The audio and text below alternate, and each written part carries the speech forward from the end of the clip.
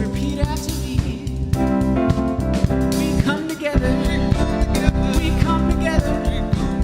We come together. In the name of love. We come together.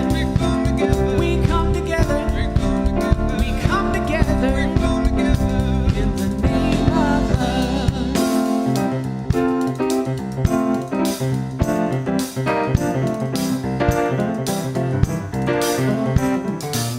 Take a look at the person next to you. Say, I recognize God in you. Feel the love and the unity.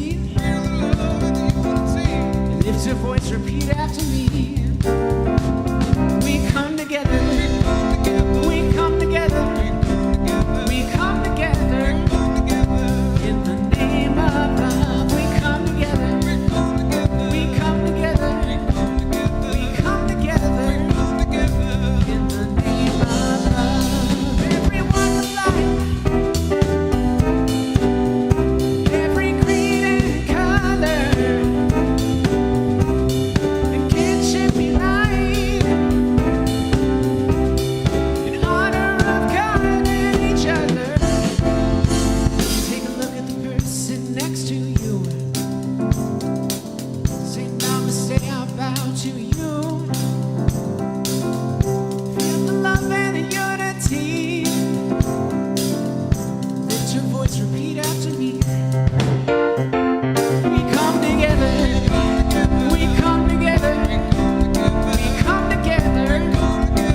In the name of love. We come together. We come together. We come together. In the name of love. In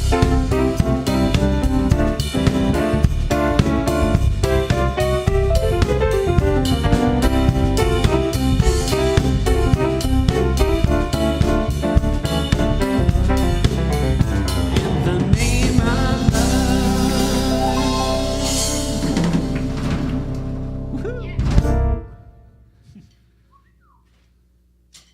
All right. So how we doing out there, folks? How you doing? Reverend Mike McMorrow here, coming to you from the sanctuary in the Center for Spiritual Living in Granada Hills, California.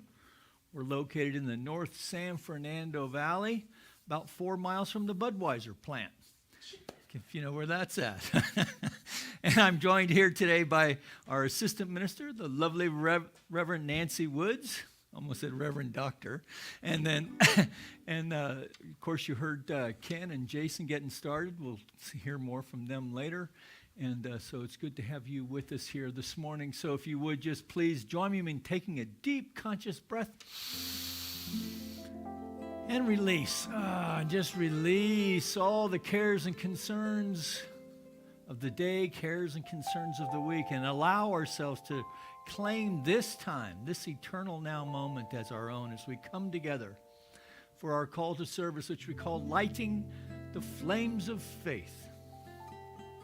And we perform this ceremony to promote the universal consciousness of life, which acknowledges that all peoples, all faiths, all sentient beings come from the one great universal presence, which we call spirit. Now, fundamental to this truth is a unifying nature of all religious thought and experience, which we honor here this morning. So as Reverend Nancy lights the first candle, it's for the Tao, honoring the universal path of harmony and equilibrium, the natural way. We light the second candle for shamanic traditions, honoring the beliefs and practices of all indigenous peoples, the way of primal spirituality. We light the third candle for Hinduism, honoring the path of knowledge, action, and devotion. We light the fourth candle for Judaism, honoring the ethical path of living by sacred law. We light the fifth candle for all forms of Buddhism, honoring the Four Noble Truths and the path of compassion. The sixth candle we light for all forms of Christianity, honoring the Christ consciousness as the path of love. The seventh candle we light for all forms of Islam, honoring the path of submission to the will of God as the highest calling. We light the eighth candle for the universalistic religion of Baha'i, honoring the path of unity and peace. We light the ninth candle for all forms of New Thought, honoring the metaphysical path of mental healing through the practice of universal spiritual principles.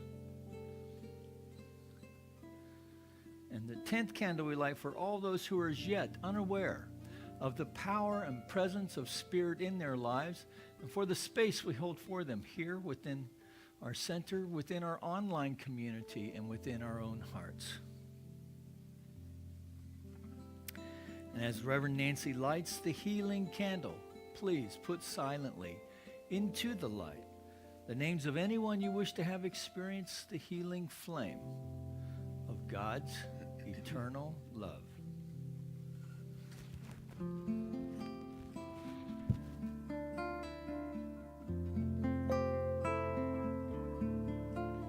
There is one flame that burns in our hearts. There is one light that shines through our love. We light this flame with faith. We light this flame with faith. We find this light within our own souls. There is one flame, one light within.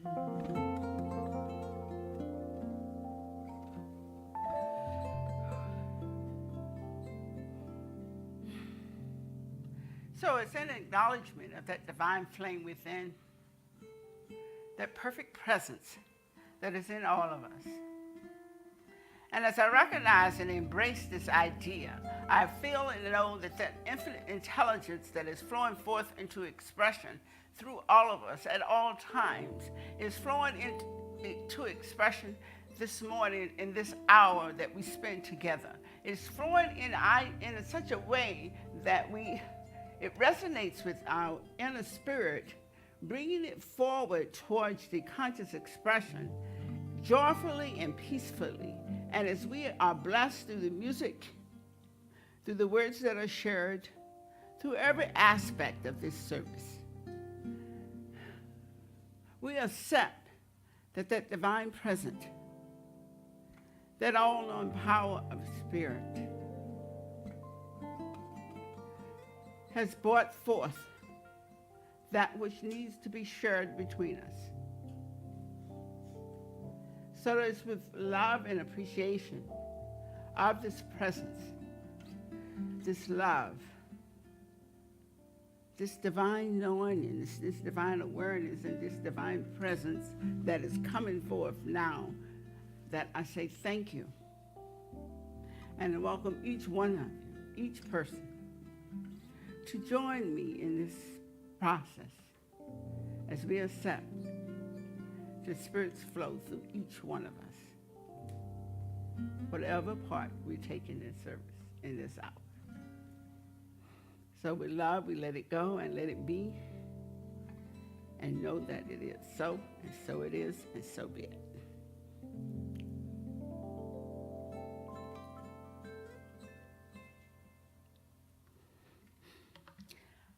Good morning.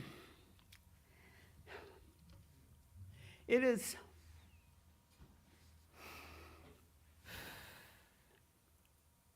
one of those weeks when a lot of messages come through, and is that process of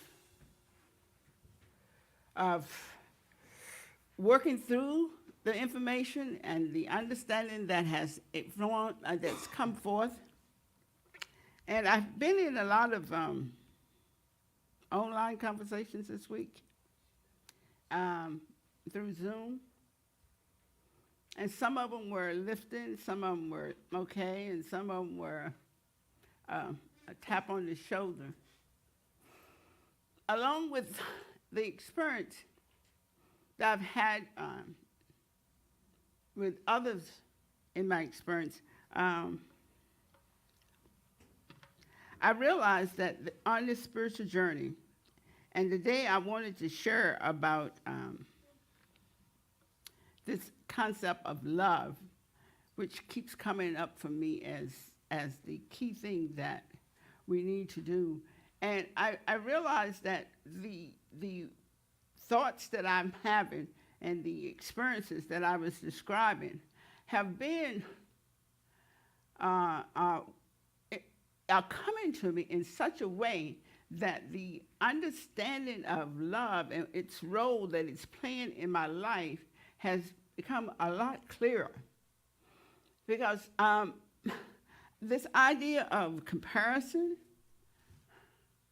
that I was really ready to, I thinking, okay, I need to let this go. And all of a sudden, I was reading and I was listening to these talks, and I found myself comparison because I was comparing that I didn't know and I didn't understand them. And I said, wow, I thought I'd quit this. But here I am comparing myself with others and not recognizing the truth.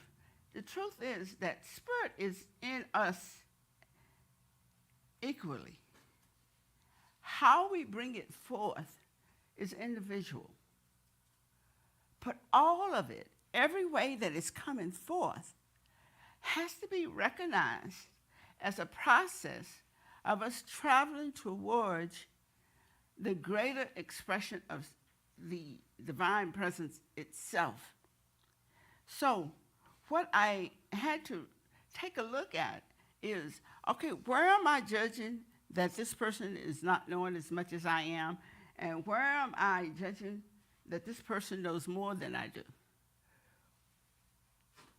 To really look at myself in such a way that I can allow that which is,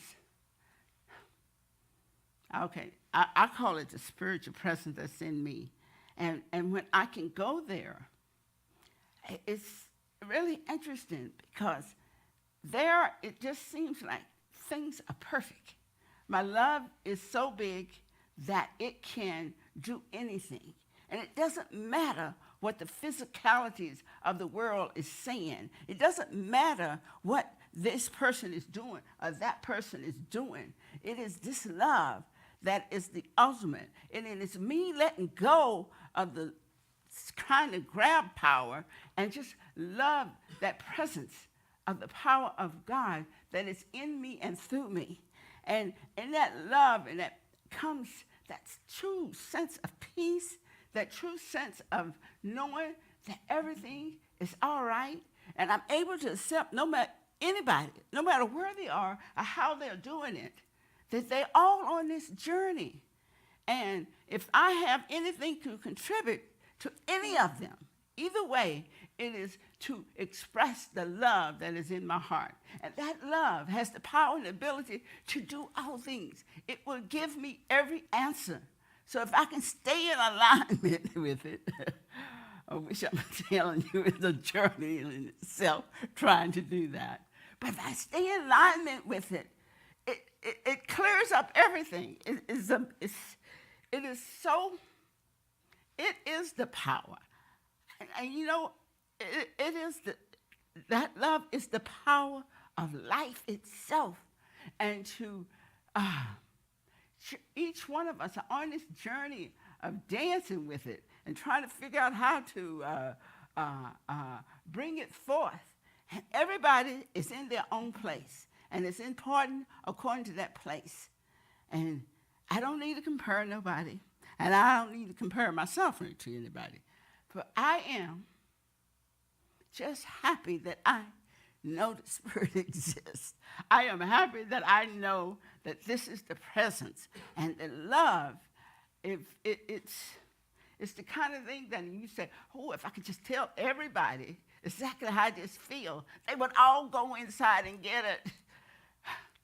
So I let go of that idea that I need to do that and accept that this is my journey and I'm on it, and that's all it needs to be, God. I thank all of y'all for letting me share that.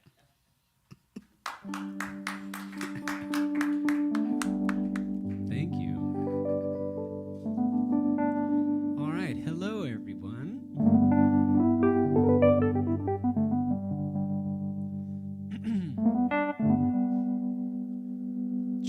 Check.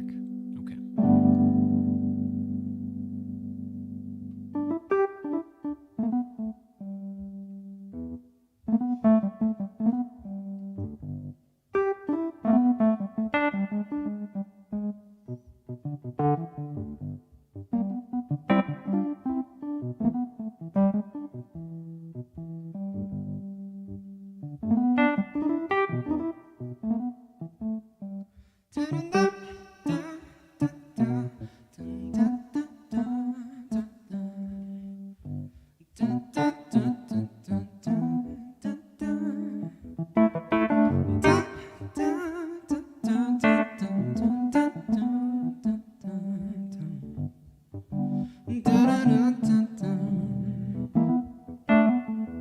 Sitting in the morning sun, I'll be sitting when the evening comes, watching the ships roll in, then I'll watch them roll away again. But just sitting on the dock of the bay, watching the tide roll away,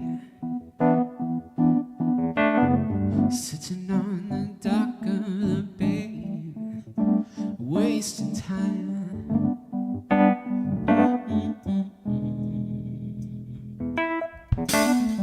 Left my home in Georgia,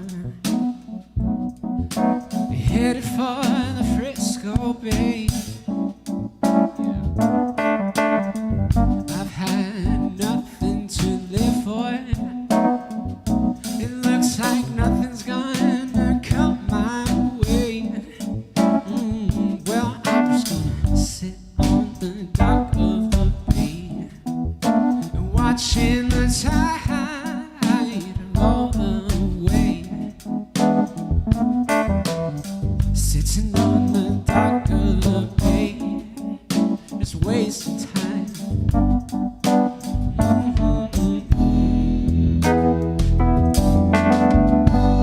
It looks like nothing's gonna change. Everything still remains the same. I can't do what 10 people tell me to do, so I guess I'll remain the same. Sitting here resting my bones. This loneliness won't leave me alone. 2,000 miles I roam just to make this dock my home.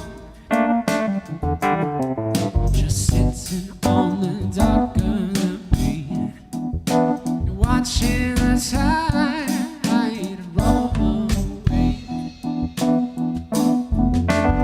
Sitting on the dock of the bay, wasting time.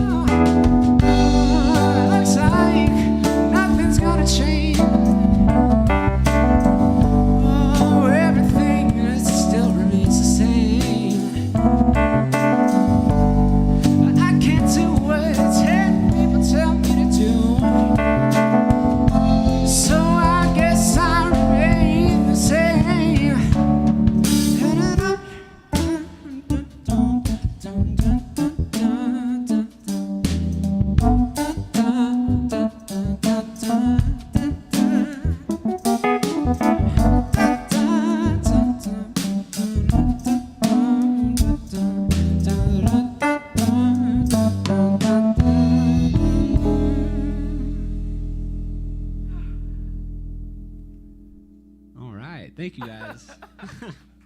Oh, that was perfect. Thank you. I just love to see y'all, how y'all, both of y'all so into that music. I mean, y'all have left this world. Oh, it's beautiful, beautiful. Oh, and I feel the energy. It is powerful. It's called love, and they love that music. Thank you. So, would you say the Declaration of Principles with me? We believe in one universal spirit, manifesting through all, natural and incarnated in us. We believe in the universal spirit is personal too and reveals itself through everyone who recognizes its presence. We believe our faith operates upon a law of mind, which automatically manifests in our experience according to that faith. We believe in the unity of all life, the immortality of the individual soul, forever expanding. We believe in eternal goodness, the eternal loving kindness, and the giveness of life to all.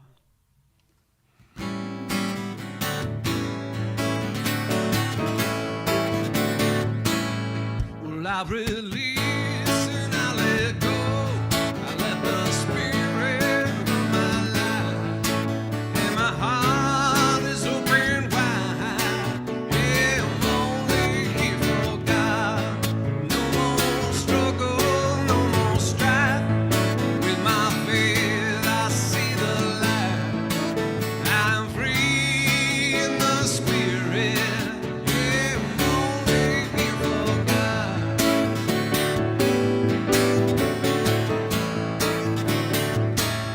Well, I release and I let go. I let the spirit run my life, and my heart is open wide. Yeah, I'm only here for God. No more struggle, no more strife. With my faith, I see the light. I'm free in the spirit. Yeah, I'm only here for God.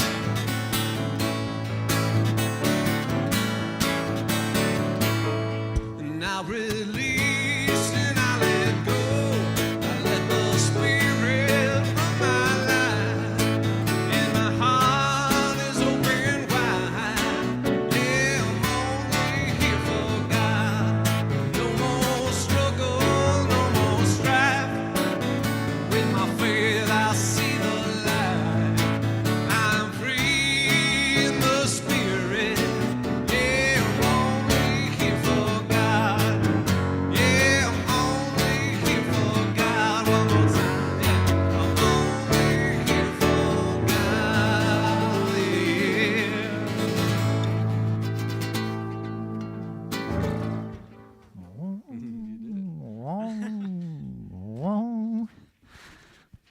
All right. I guess I could take this off. So, welcome back. Yeah, nice job, guys. Thanks for that.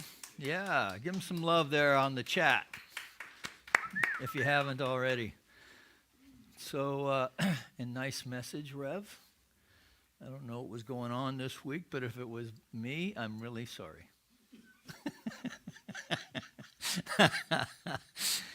So, and that message of love, right? So love is the self-givingness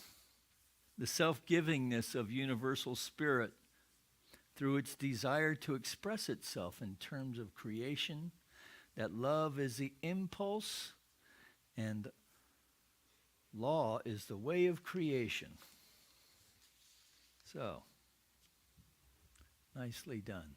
And today is Palm Sunday in the Christian tradition. So we're wishing everyone out there who has connections to such things a happy Palm Sunday. And of course, last night was the first night of Passover. So these two traditions are tied in this way. We're going to explore that a little bit this morning. And before we get into some other stuff. So it's nice to have you here today. And here we go. Because today's talk title, well, we're staying with this theme of being open to possibilities through this month of March. It's now the last Sunday of that, and we've been exploring visioning, the steps of visioning. We've been hosting individual visioning on Wednesday evenings. Some of you have taken advantage of that. This is the last Wednesday to take advantage of that, so look to the constant contact. You'll get the information on that. If this is something you've been meaning to do and just kept forgetting, then don't forget this week. And of course, because we want to be open to possibilities as religious scientists who believe that there's a power for good in the universe available to all of us and that we can use it. What this means is that we must be open to possibilities rather than staying bound by limitation. So how does that all fit with these other traditions, right? Last night was the first night of Passover, a holiday season from the Jewish tradition that recalls and really anchors the story of liberation of the ancient Israelites held in bondage by the Pharaoh Ramses, by the one God, through Moses, set free by the one God through Moses, and to in time then find their way to the promised land. Now, it's a very elaborate story. If you haven't read Exodus in a while, and such things interest you, check it out, because there's a lot more in this story than the basic nuts and bolts. But I just want to share a little bit. It is an elaborate story with amazing, really amazing elements, which culminates with the hard-hearted Pharaoh being schooled by the one God to finally releasing the Israelites after being subjected to 10 plagues. 10 plagues. So let's see. I think I got a shot of that here somewhere. That could be advanced in another. Oh, here we go. Back it up. So the 10 plagues, in case you haven't been to Sunday school in 40 or 50 years.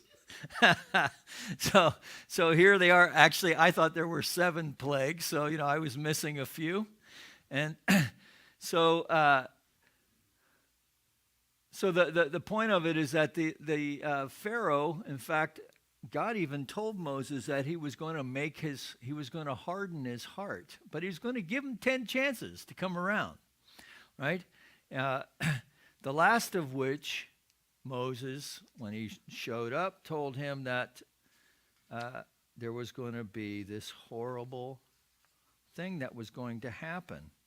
And he instructed his Hebrew friends through the one God, to sacrifice an unblemished lamb, to collect the blood and to mark the doorways, the lintels and the doorposts of the Israelites, so that the destroyer would pass over their house and keep safe the firstborn sons of the Israelites.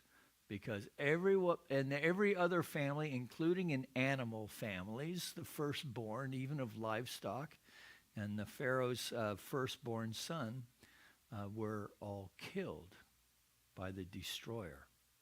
Now, this finally got the Pharaoh's attention, and he not only wanted them out, but in many ways the Egyptians at the time were paying then the Israelites to leave. Here you go. Here's your hat. What's your hurry? Now, the story does not end there, of course, because after Pharaoh had let them go, he changed his mind.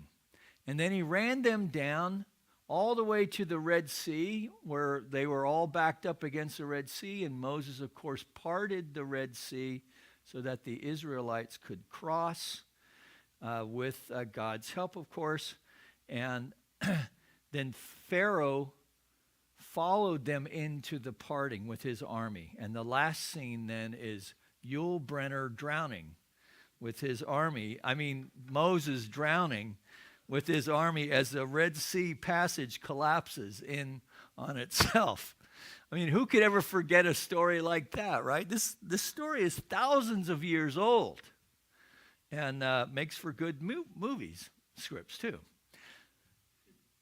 So, these various components, unleavened bread made in haste, right? There's no time to lose. Let's go while he says we can. Bitter herbs, this is the Seder dinner. Bitter herbs as a reminder of the bitterness of enslavement. The meal of the unblemished lamb. The celebration of deliverance with a glass of wine. The celebration of deliverance to the promised land. And so here is, I wonder why I need to poke it back that way. Why do you suppose it's doing that, guys? Anyway, this is what Israel looks like today. So this is the land of Judea. Kind of looks familiar, doesn't it? Kind of looks like places around here. So from this tradition then, from which the Passover feast, which by the way in Exodus it lays it all out, has been remembered for all these years, including when they were crossing the desert and doing all this other stuff.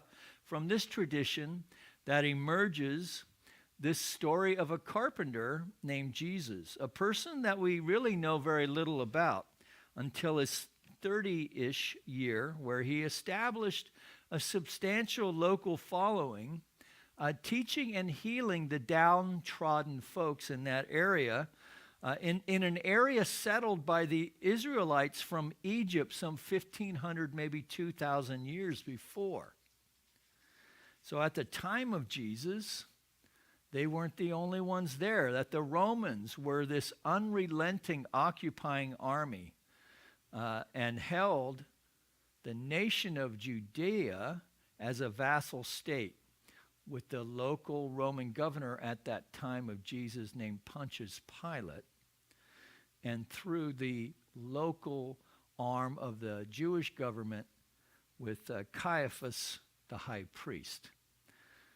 So it is against this historical backdrop that we find ourselves on this Palm Sunday, some 2,000 years later, where it is written that Jesus rode into Jerusalem riding a donkey to observe for that week, to observe the Passover feast, to joyous crowds welcoming him, cutting down palm fronds and throwing them in front of the donkey as he went into this city, which was held under the watchful eye of the Roman army and the fearful eye of the Jewish hierarchy at the time.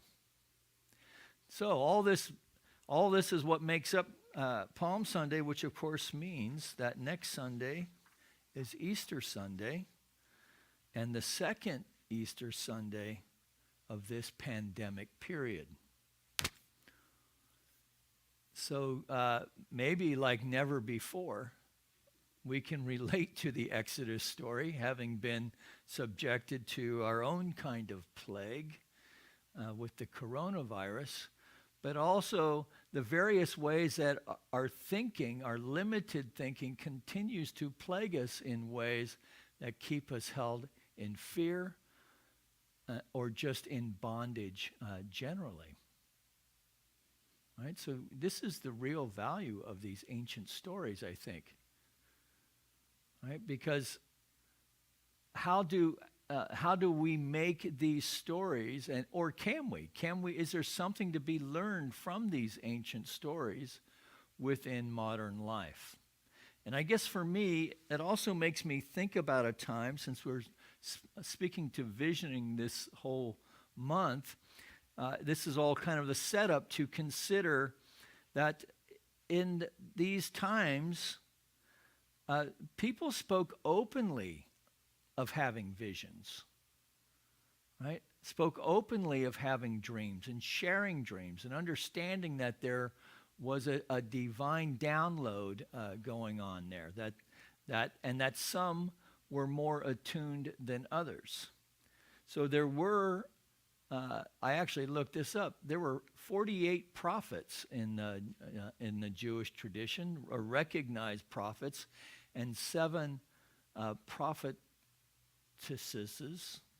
women prophets. So, and these are the ones who were recognized. So you got to figure these are the guys who made it into the book, but there must have been scores, if not thousands, of others, right? And not just throughout the ancient world. These are the ones that we know of in the Hebrew tradition. So it seems to me that in this modern era, we can benefit if we kind of make our way back to the ways of the ancients to have a sense of how we can cast a vision for our future, right? As well as, and it is possible to cast a vision for our present as well, right? So it is not necessary to wait for someday to start living our best life. That is not needed, right? It's not set by the world of conditions. It's set in consciousness. Can you advance? There we go. So here's some more mountains, local, Mount Whitney area. So for those of us who practice the ways of new thought, we cannot change our thinking and change our life unless we are open to a divine impress, to think stuff we haven't thought of before, to realize our best life now. Because for good or ill, our best thinking is producing the life that we currently have, right? Now, for most of us in our particular congregation, that's a pretty good thing, right? So we have our daily bread covered. We have a roof over our heads. We have friends that we can't see unless we're socially distanced, of course. But we have friends, right? We have people who love and care about what happens to us and whom we love and care about. Right?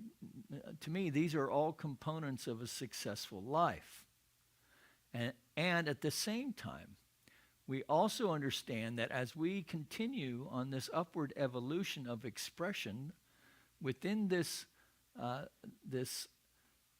as a spiritual being having this human experience, that there is more to make welcome. So I love how Reverend Nancy kind of told on herself a little bit, but in a really great way. So there was something that was making her really uncomfortable, and yet she also knew that the solution, that there is number one, that there is a solution, right? So think about in the times when you've been so stymied where you didn't think there was a solution, right?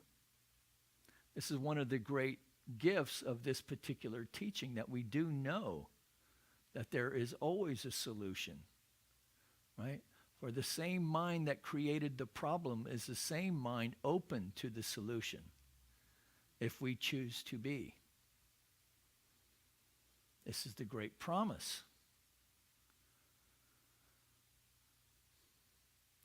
So we must remain open to the divine impress, to think of the stuff that we haven't thought of before, to realize our best life now.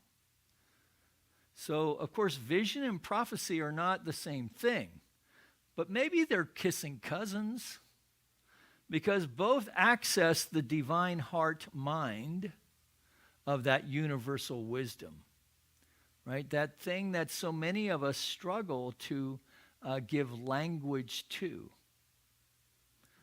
right? Except to say that it's love expressing, right? And, that all depends on what your experience with love is even, right?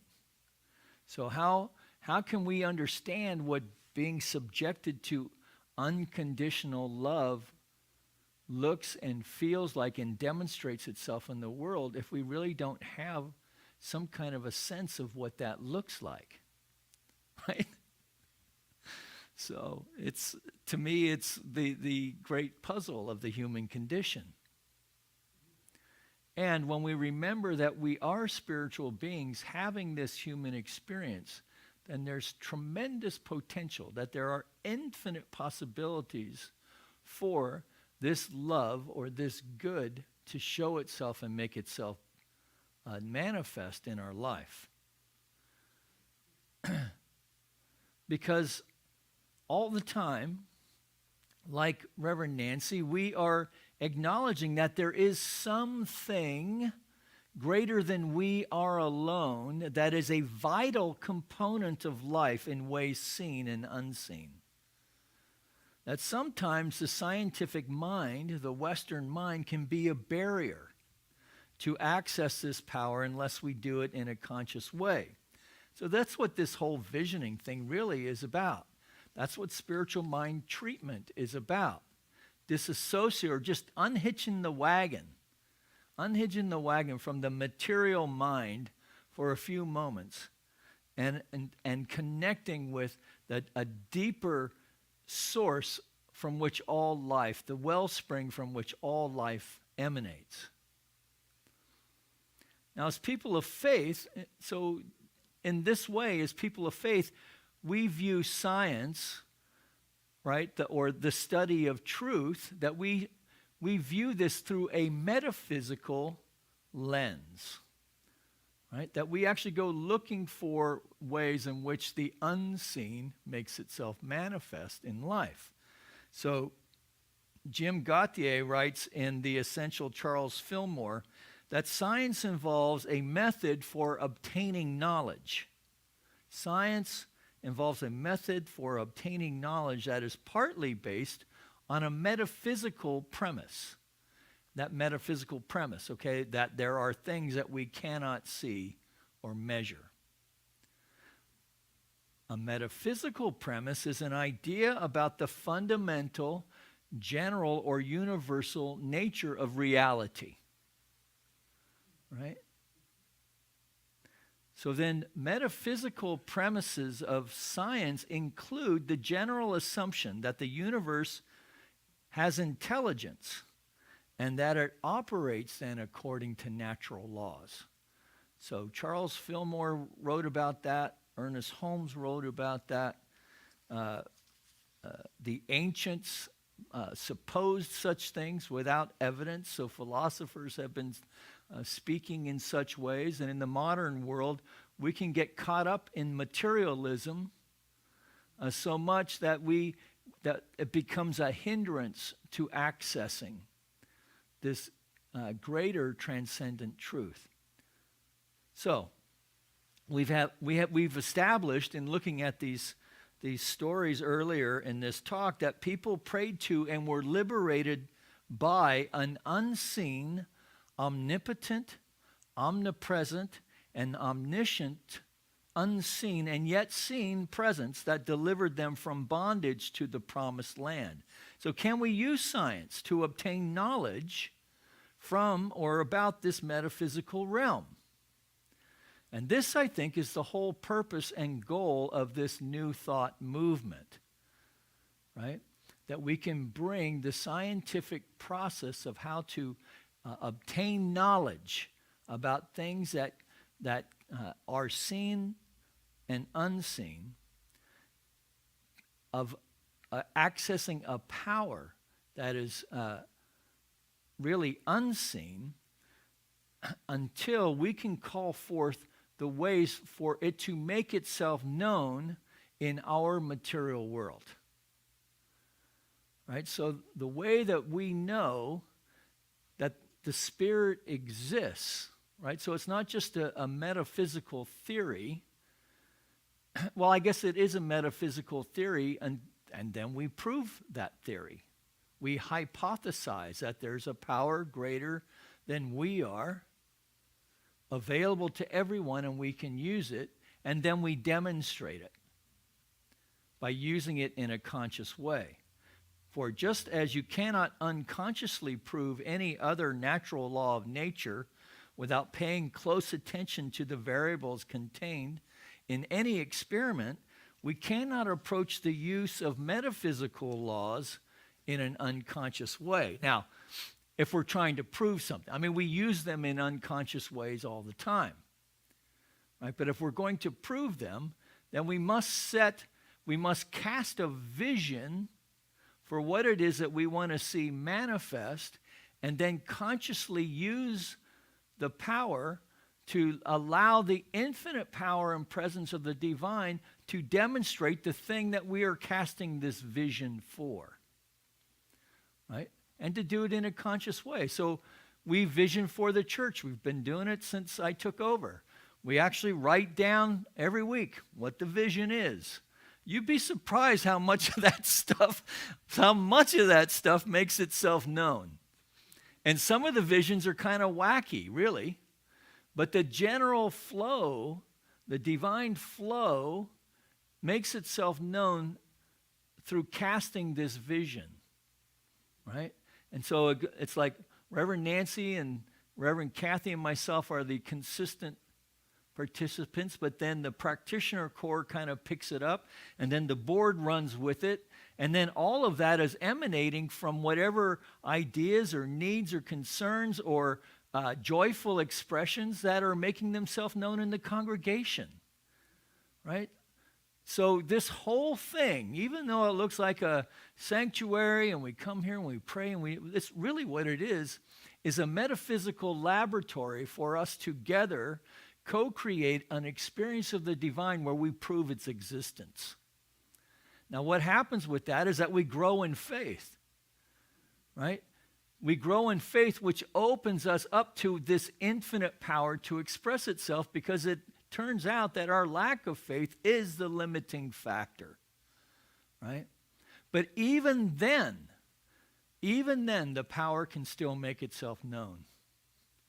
So when we think about this ancient story of the Pharaoh and the Israelites, we can see that they're both kind of locked into this old thinking, right? So the Israelites had to cast a vision for freedom. I would say that Moses had to cast a vision for freedom, right? Because they were so used to the old way of being that the Pharaoh was limited. He could not cast a vision of a life without slaves. So the one God had to explain it to him, right? So how are we? Sometimes we're the Pharaoh, sometimes we're the Hebrews, right? Sometimes we're the windshield, sometimes we're the bug, right? So it just all depends on how we are moving through our life on any given time, where we can use these stories to inform us of the human condition and the invitation that is always present. The invitation that is always present to connect with the Spirit. So for the ancient Hebrews, so Michael Beckwith says that the purpose of visioning is not simply about the narrow confines of personal fulfillment.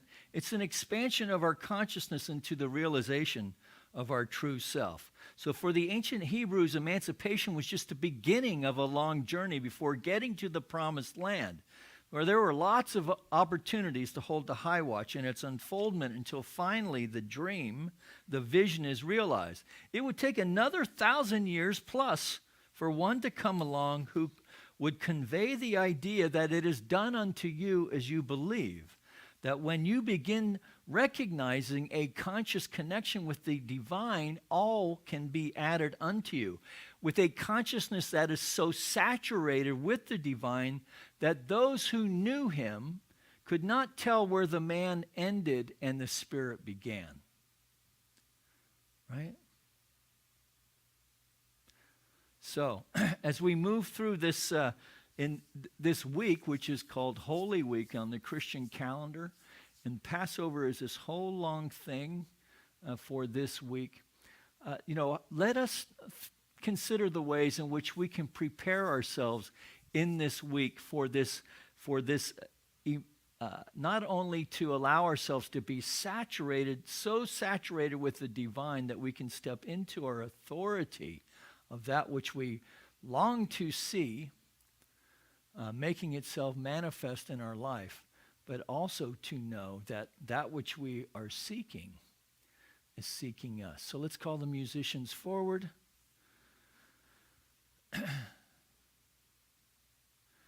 And Holmes himself said that we are taking, I trust, in his Sermon by the Sea, his last public speech, we are taking, I trust, a vision, something beyond a hope, and a longing that the living Spirit shall walk through us and walk anew into its own creation, and a new glory come with the dawn. So we just take a breath right here and open ourselves up right now in this moment to the divine impulse that we just release any attachment to form in ways known or unknown. To know that the indwelling Spirit is available to us right now as love itself. And so we consider the ways in which we are now ready, willing, and able to allow this love to express itself freely and fully into our life. That we move into this way of thinking to where there is an overflow of good emanating from us, from the wellspring of the divine itself. Play around with that this week, and let's check in next week, Easter Sunday, and look at what life is like with a resurrected consciousness. We'll see you then.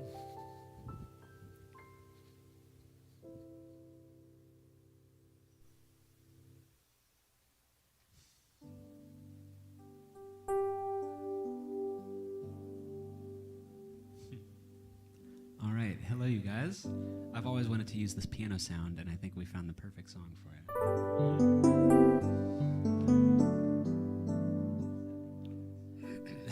This is an 80s FM piano. Love it. This song goes out to Lily at home.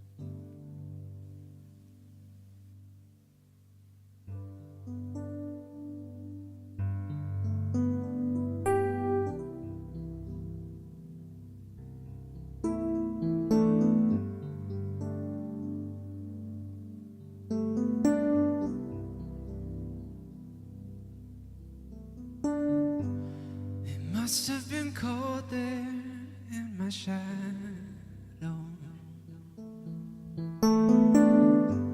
to never have sunlight on your face.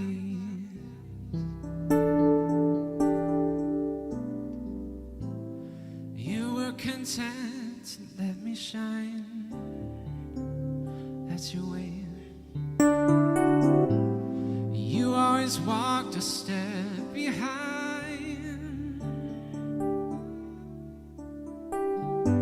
So I was the one with all the glory, while you were the one with all the strength.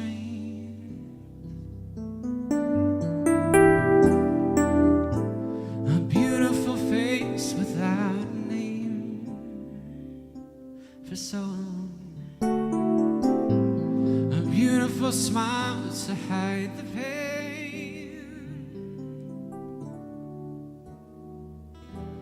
Did you ever know that you're my hero? And everything I would like to be. I can fly higher than an eagle.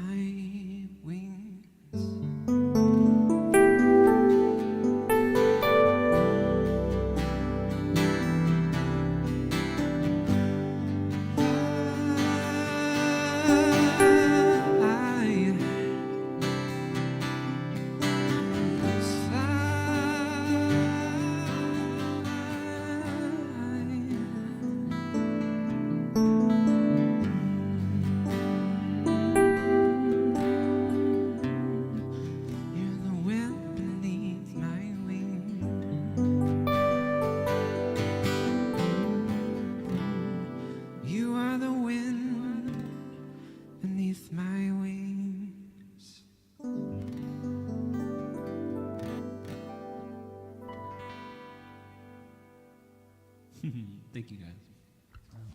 Very nice.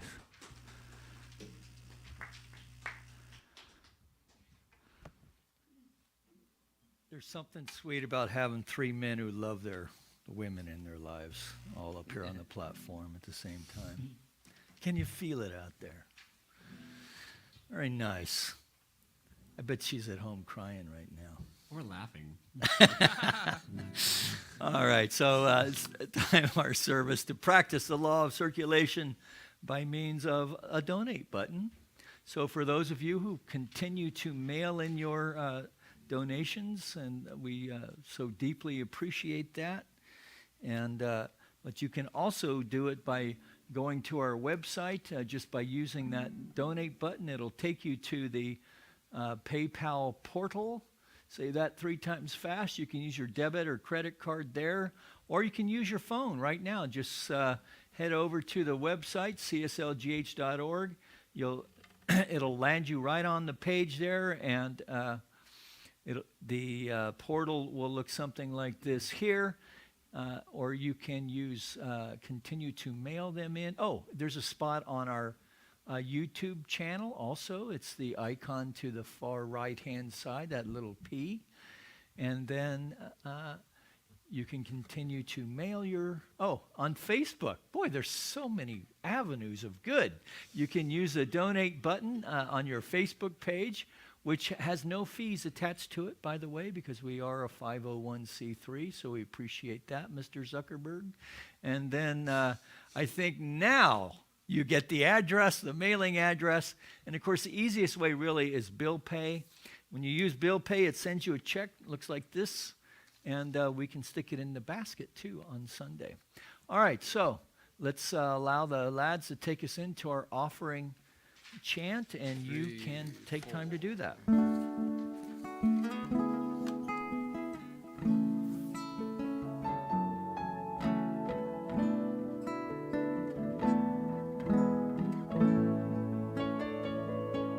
Spirit gives through me, Spirit receives through me, Spirit lives and breathes through me. Spirit lives and breathes through me.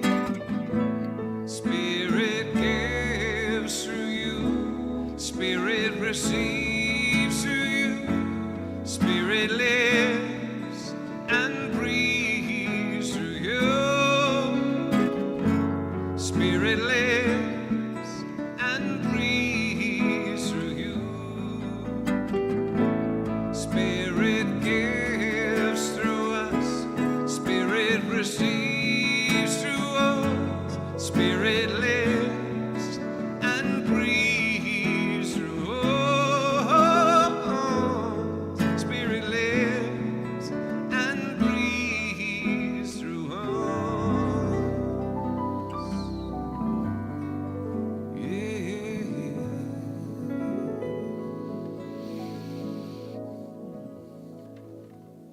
So breathe with me for a second. Just releasing and just knowing with me that this basket represents all the various avenues for giving that our congregation participates in. And so just recognizing and knowing that the gifts presented here this morning, by whichever avenue they get here, that all of it is a demonstration of consciousness that knows and knows that it knows that God is our source, our substance, our supply. And so from the joyous heart, the generous heart of the individual, we now, representing the heart of this spiritual community, accept these gifts with deep love and respect, as we know together they go forth to heal, to prosper, to bless not only the vision and mission of this center, but the lives of anyone connected to it in any way, that we extend these glad tidings to our friends here in our community of Granada Hills, our city of Los Angeles, our United States of America, all of its churches, temples, mosques, schools, universities, the people who attend them, the people who support them, for our planet as well, that we know that all of it is an emanation from the very mind of the divine itself. And as we know this to be so, we see it. We see it demonstrating in ways great and small. This lifts our hearts and propels us into ways of spiritual living that raise not only ourselves, but those around us as well. And that's a good thing. And together we acknowledge this by saying, and so it is. Amen. So let's acknowledge one more time on the chat and otherwise Mr. Jason Goldstein for a great job today. Thank you. Thank you. Our music director, Ken Francis, who led us through it all today. Very good. And all of you watching online, thanks to Mike and Evan in the back. And let's get Reverend Nancy up here to pray us out. And we'll see you next Sunday.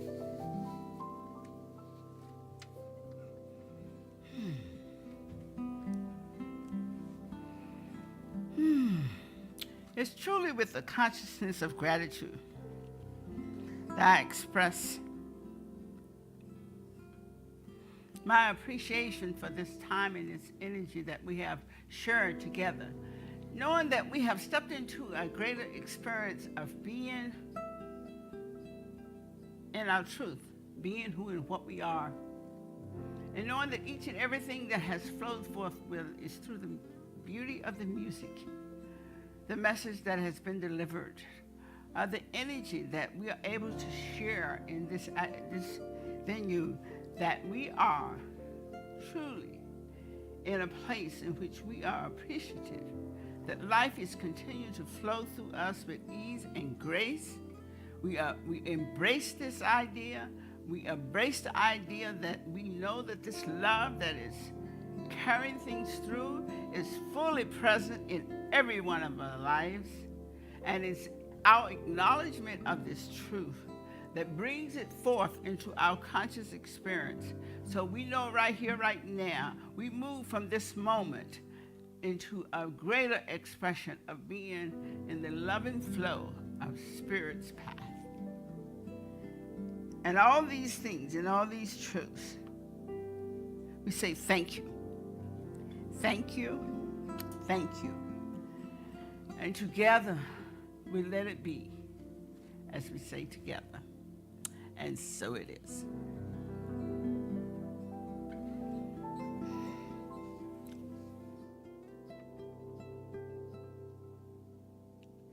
Please join us in singing the peace song. A 1, 2, 3, 2, 2, 3.